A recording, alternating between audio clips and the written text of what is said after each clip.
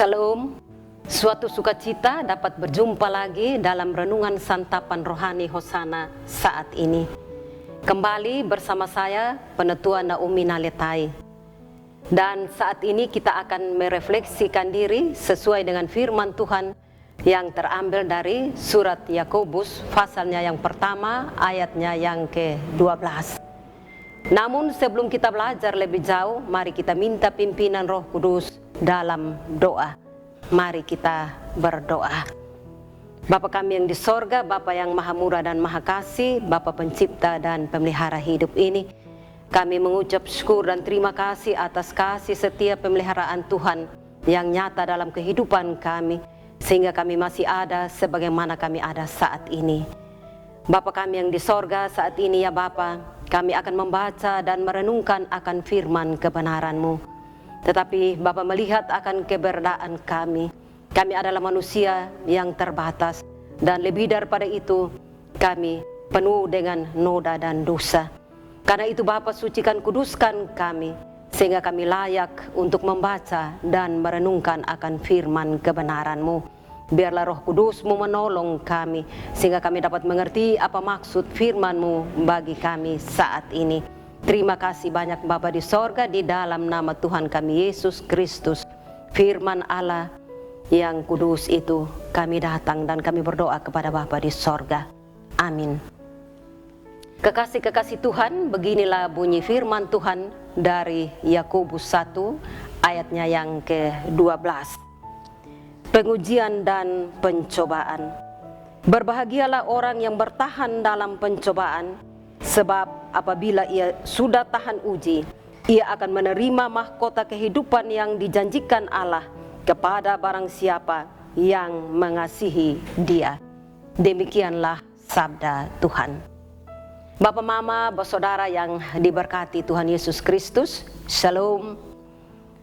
Kehidupan kita selalu diwarnai dengan adanya pencobaan atau masalah.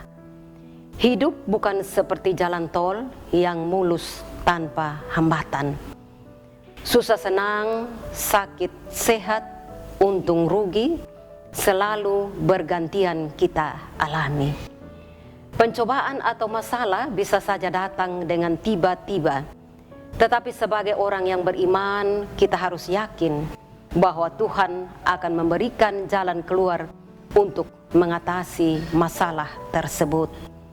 Saat kita mendapatkan pencobaan, ada dua sikap yang harus kita lakukan. Sikap yang pertama, berpikir positif.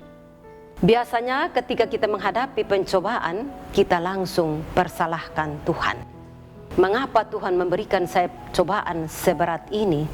Dan sederet pertanyaan mengapa dan mengapa kepada Tuhan. Kita langsung kecewa dan merasa Tuhan tidak mampu untuk menyelesaikan masalah tersebut.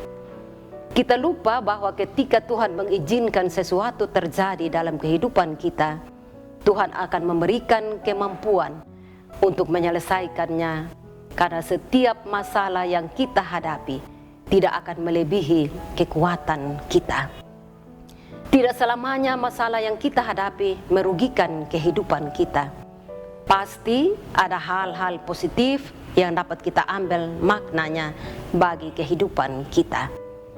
Sebagaimana masalah yang sedang kita alami sebagai dampak dari COVID-19 membuat hubungan keluarga menjadi harmonis kembali karena adanya banyak waktu untuk keluarga berkumpul.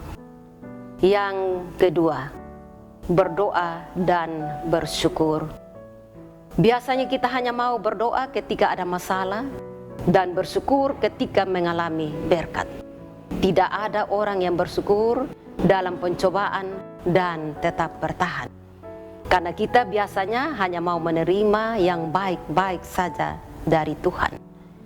Kekasih-kekasih Tuhan, kita diwajibkan untuk berdoa dan bersyukur dalam segala hal, baik itu suka maupun duka. Doa merupakan kekuatan bagi kita untuk dapat bertahan sampai kita melihat kebaikan Tuhan dan menerima mahkota kekal yang dijanjikan Tuhan. Karena itu ketika kita ingin tetap teguh dan kuat dalam keadaan apapun, janganlah menjauh dari hadirat Tuhan. Tetaplah mendekat kepadanya. Kita harus bersyukur bahwa Tuhan mengizinkan kita mengalami pencobaan untuk memperkuat iman kepadanya. Karena itu, janganlah cepat-cepat melihat masalah yang kita alami dari sisi negatifnya saja, tapi lihat juga dari sisi positifnya. Karena apa yang kita alami tidak akan membawa kita pada kehancuran, tetapi membawa kita untuk memahami rencana Tuhan yang terindah dalam kehidupan kita. Marilah selalu dan senantiasa bersyukur dalam segala hal yang kita alami di kehidupan kita. Tuhan Yesus memberkati kita. Amin. Bapak, Mama, Saudara kekasih Tuhan, mari kita nyatakan komitmen kita sebagai respon atas firman ini dengan berdoa. Mari kita berdoa. Bapa kami yang di sorga, kembali kami mengucap syukur dan terima kasih atas firman-Mu yang Tuhan pendengarkan kepada kami saat ini. Biarlah Roh Kudus-Mu memampukan kami untuk kami dapat melakukan firman-Mu itu dalam kehidupan kami yang Tuhan masih anugerahkan. Terima kasih banyak Bapa di sorga. Ini doa, ini ucapan syukur kami, ini pengharapan kami. Di dalam nama Tuhan Yesus, Tuhan dan Juru Selamat kami berdoa kepada Bapa di sorga. Amin. Demikianlah renungan kita kali ini.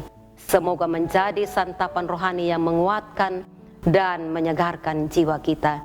Tuhan Yesus memberkati. Shalom.